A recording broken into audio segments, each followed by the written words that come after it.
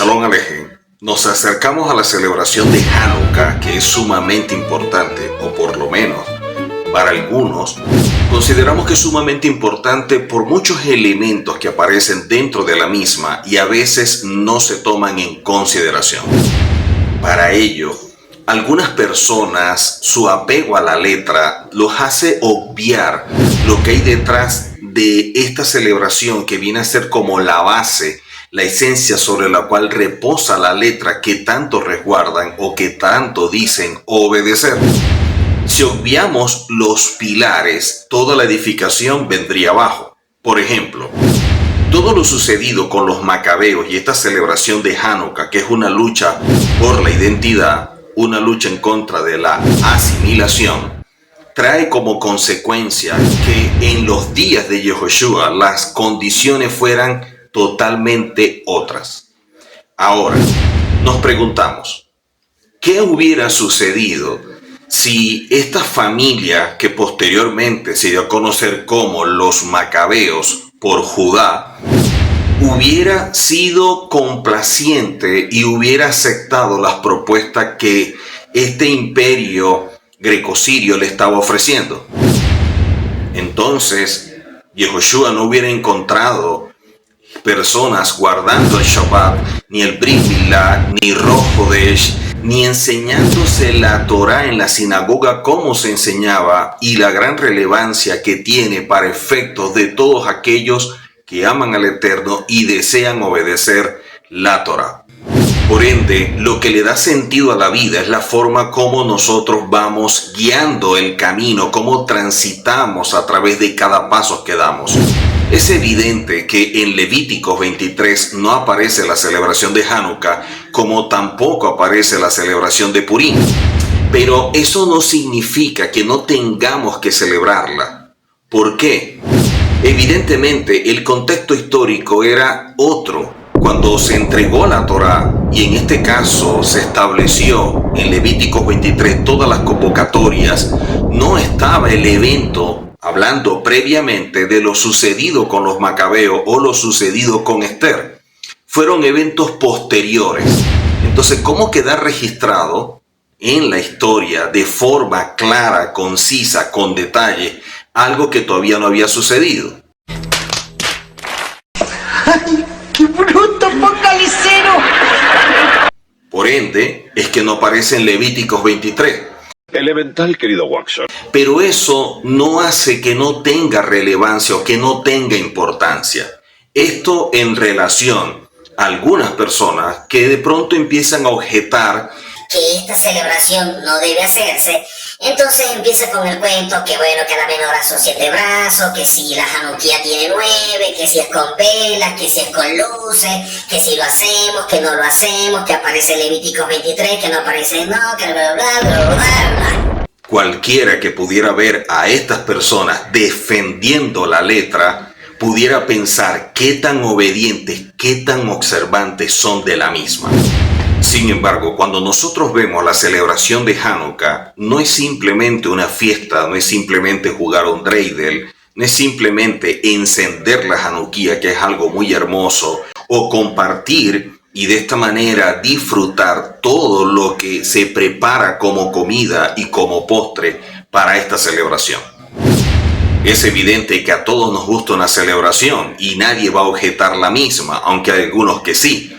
Pero lo que hay detrás de la celebración, la base o la esencia de la celebración es lo importante. La celebración es una consecuencia de, no el objetivo en sí mismo. Lo que estamos celebrando es que una familia luchó por la identidad, una familia se levantó en contra de todo un imperio. A pesar de ser una minoría, ganaron a los muchos. Como siempre, las fuerzas del cielo operando en favor de aquellos que aman al Eterno. Así pues, cuando nosotros vemos esta celebración, es el triunfo de la verdad, de la justicia, de la luz, contra todo un sistema de Grecia que amaba mucho la filosofía, el arte y en este caso también el culto al hombre. Por eso las Olimpiadas o de pronto también vemos la gente en los gimnasios, iba desnudo y de esta manera exponía lo que ellos consideraban la belleza humana. Por eso es que el Brit Milá o la circuncisión lo veían como una abominación, como mutilar al cuerpo para restarle belleza a aquellos que le rendían culto o a aquellos que tanto admiraban. Así pues, cuando vemos nosotros esta celebración de Hanukkah, estamos viendo la lucha contra ese enemigo silencioso que opera escondida pero que causa tanto daño, que es la asimilación.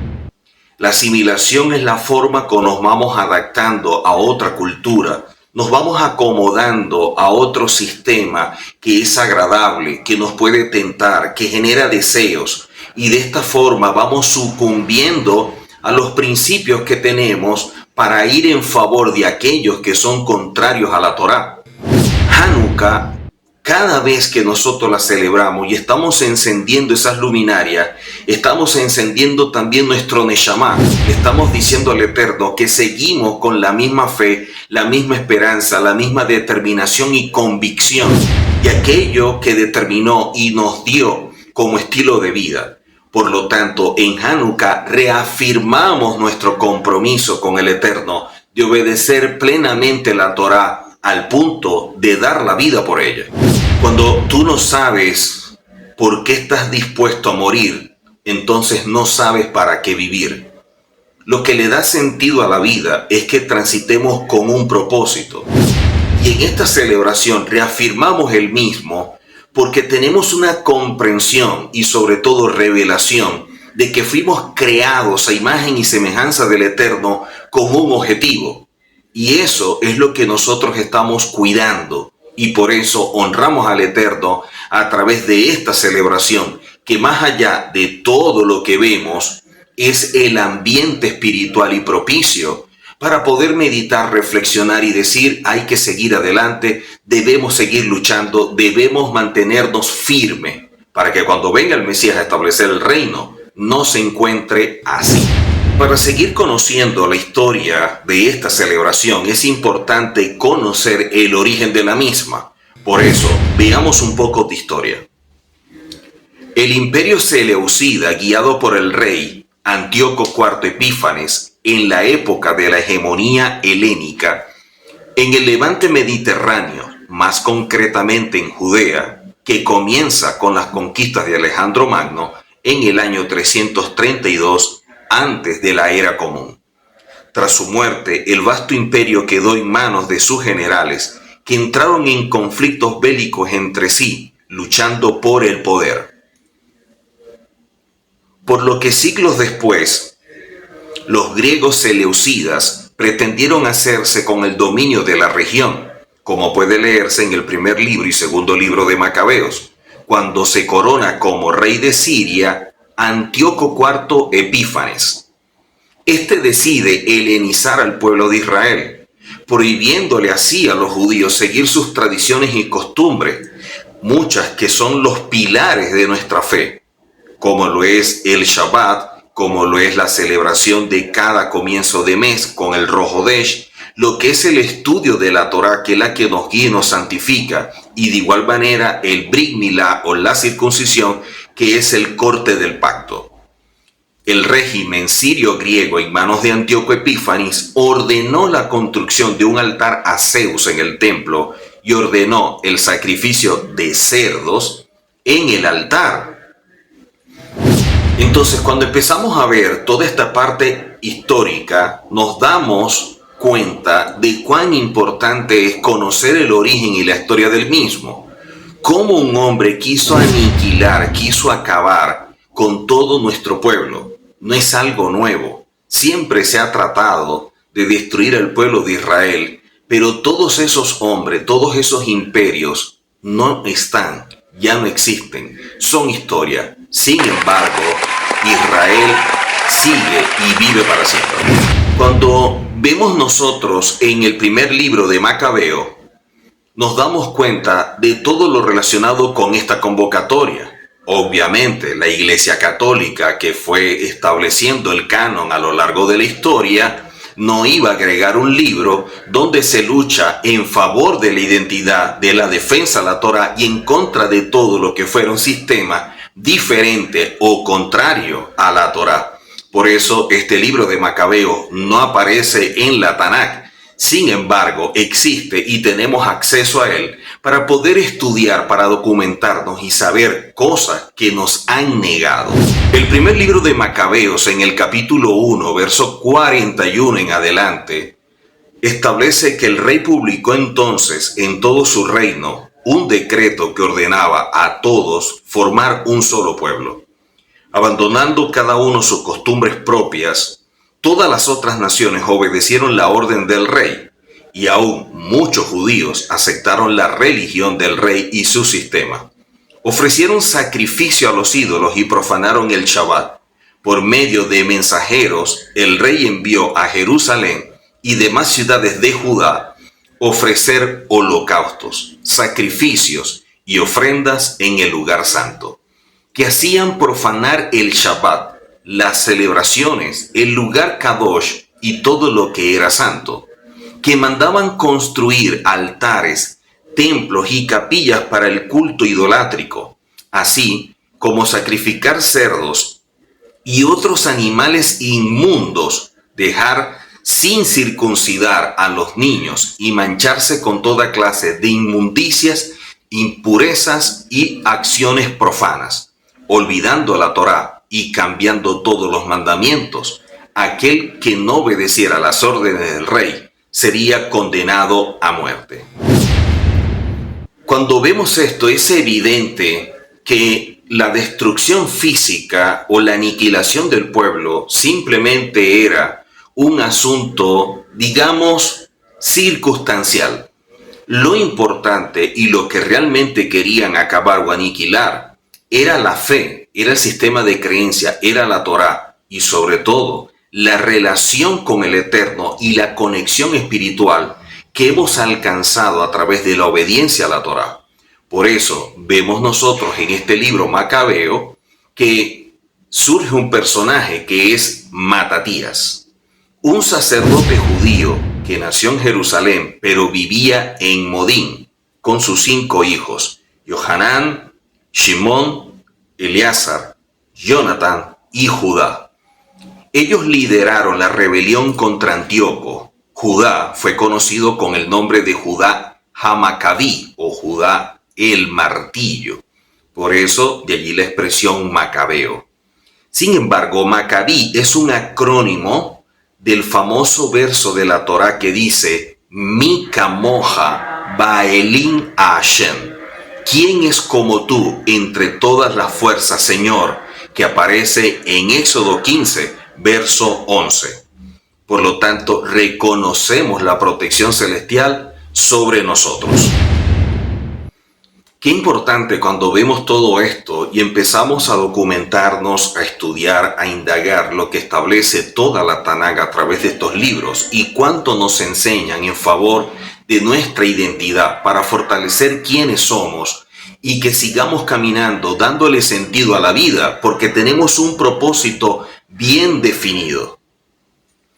Matatías exclamó lo siguiente en el primer libro de Macabeos, pero en el capítulo 2 dijo: al ver las impiedades que se cometían en Judá y en Jerusalén, Matatías exclamó: ¡ay de mí! ¿Para esto he nacido? ¿Para ver las ruinas de mi pueblo y la destrucción de la ciudad santa?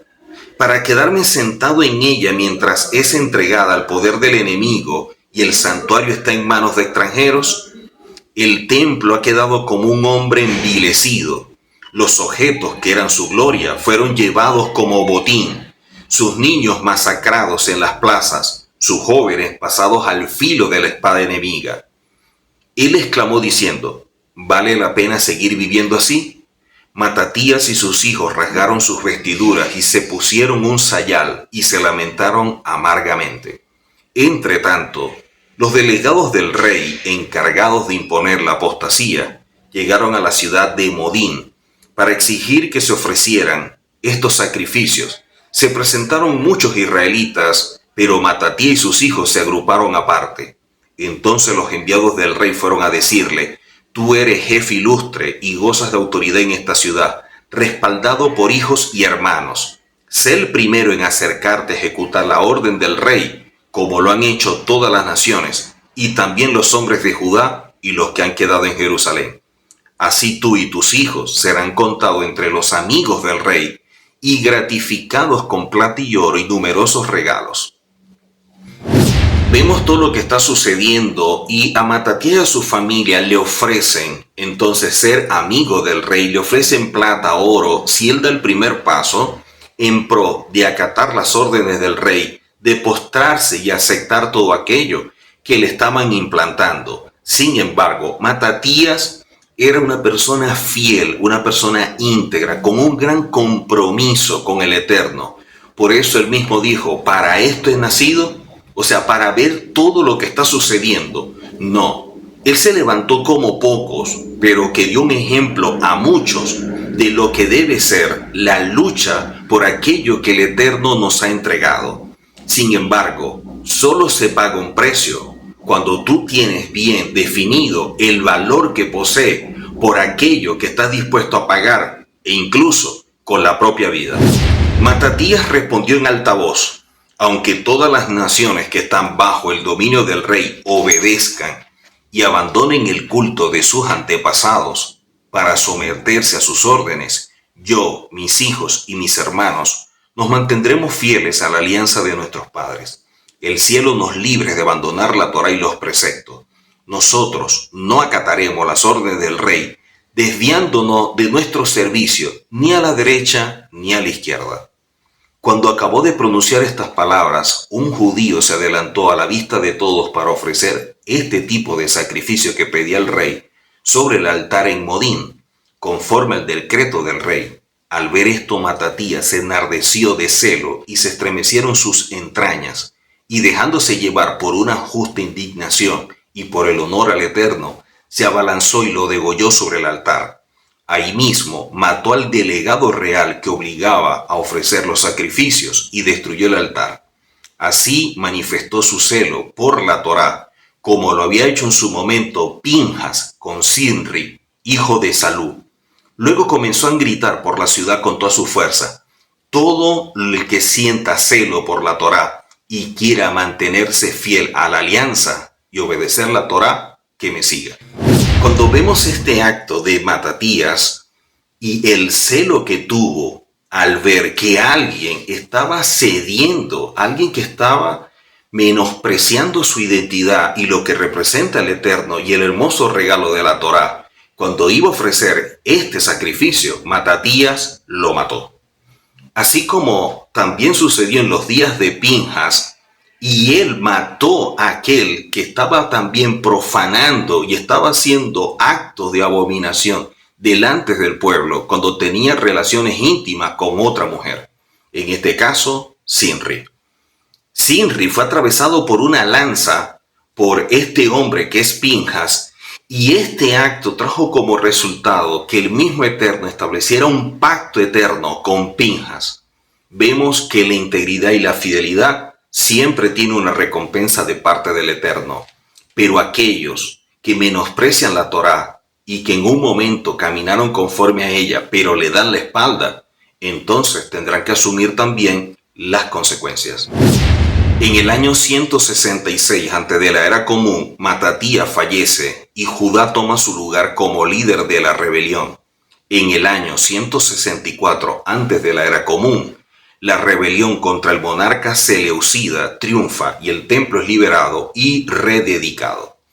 Este grupo de judíos conocido como los macabeos por su líder Judá, que la palabra macabeo traduce como el martillo, provenientes de las zonas de Modín, se rebelaron contra los soldados griegos, negándose a realizar actos que iban en contra de su propia fe, de su propia creencia. Tuvieron una lucha difícil y eran minoría contra el ejército griego. Sin embargo, su estrategia, decisión y fe los condujeron al milagro de Hanukkah, los pocos ganando a los muchos. Qué importante cuando vemos todo esto, y también nos describe el Talmud en Gemara Shabbat 21, que al terminar la guerra los macabeos regresan a Jerusalén y encuentran el santo templo profanado con la menorá, un candelabro de 7 brazos, apagada y aceite ritualmente puro suficiente para encenderla un solo día. Entonces, después de que estas fuerzas de Antíoco IV son vencidas y triunfan los macabeos al ser expulsados, entonces los macabeos fueron al templo y encontraron el templo totalmente destruido, todo desordenado, todo lo que había sucedido por los sacrificios era un desastre.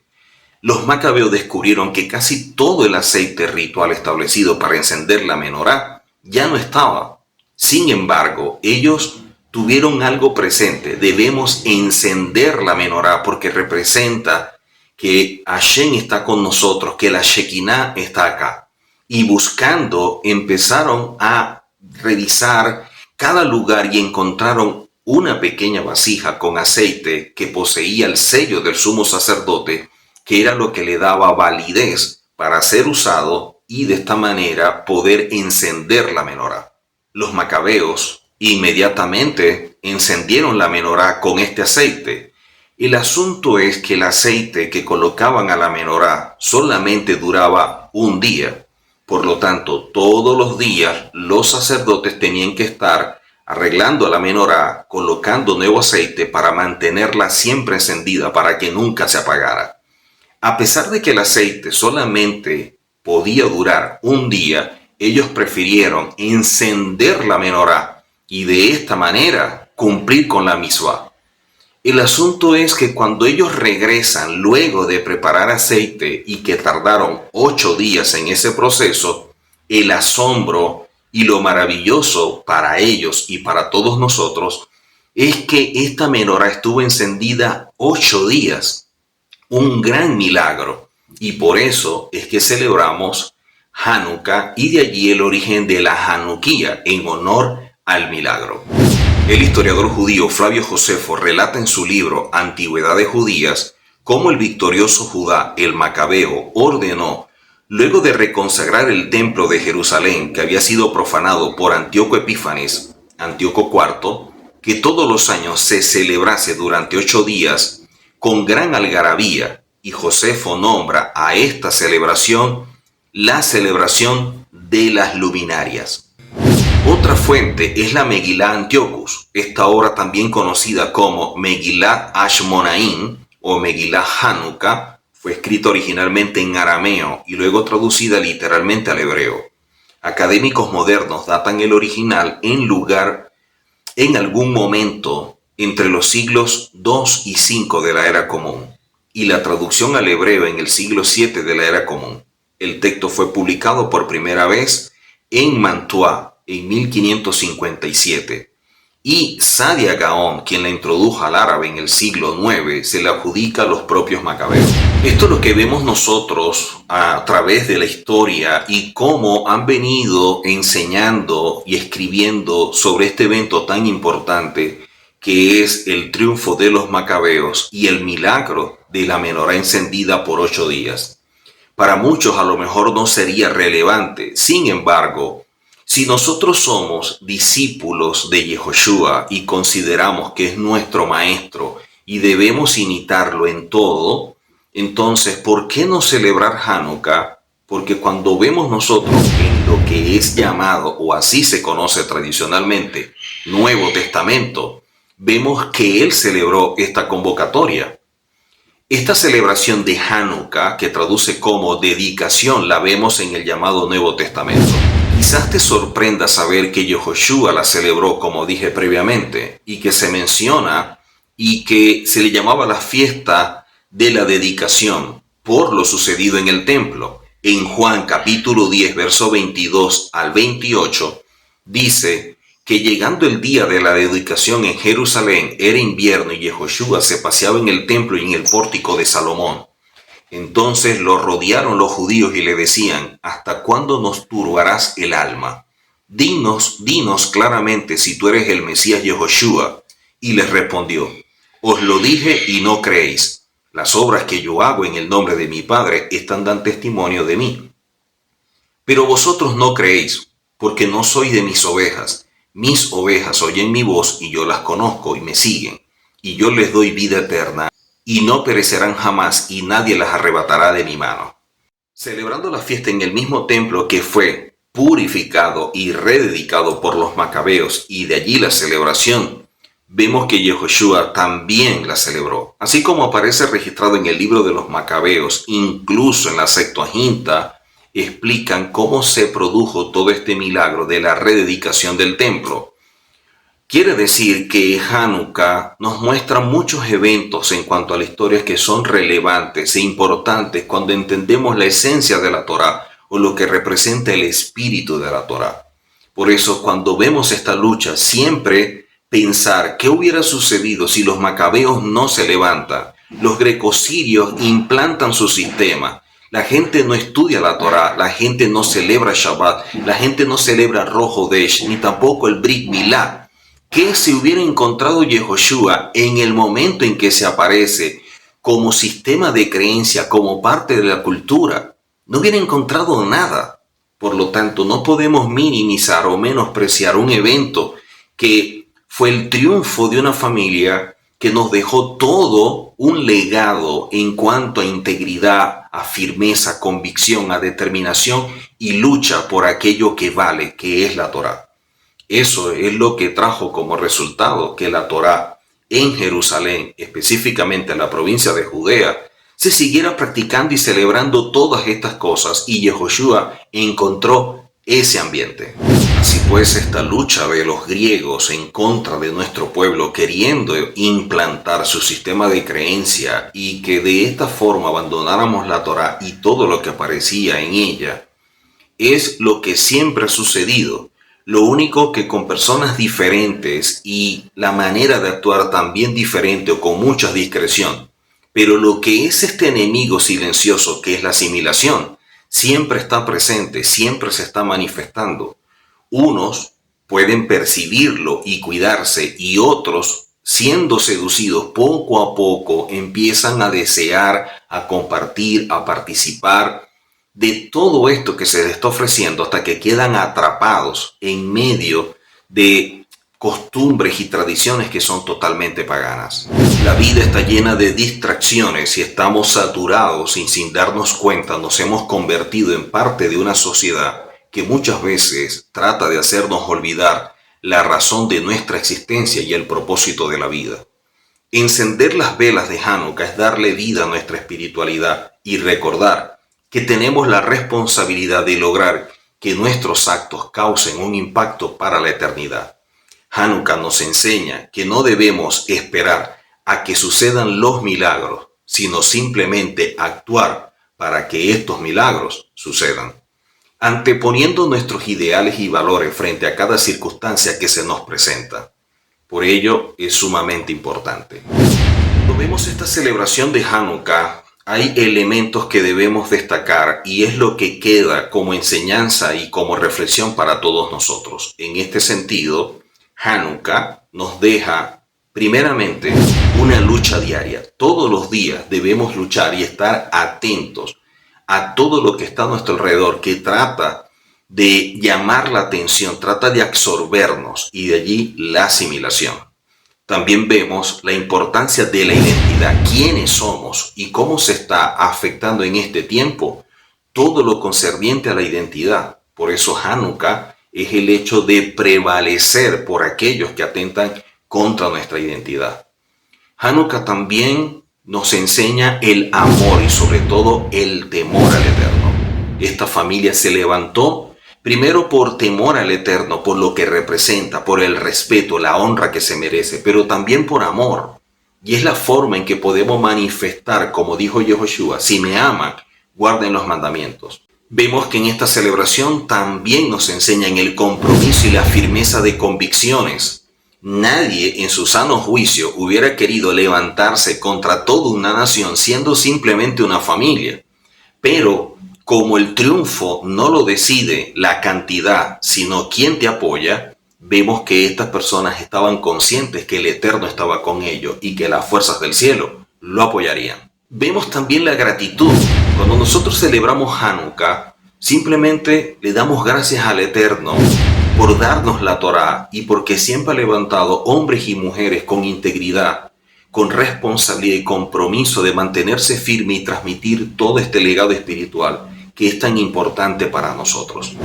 También vemos algo que nos llena por completo por el hecho de ver milagros, pero son milagros que vienen como resultado del amor del Eterno, pero también de la firmeza en querer obedecer y mantenernos fieles e íntegros al Padre. Y por eso es que vemos tantos milagros, o incluso a diario vemos milagros, pero no los percibimos, porque son aceptados o vistos de forma natural, cuando no es así.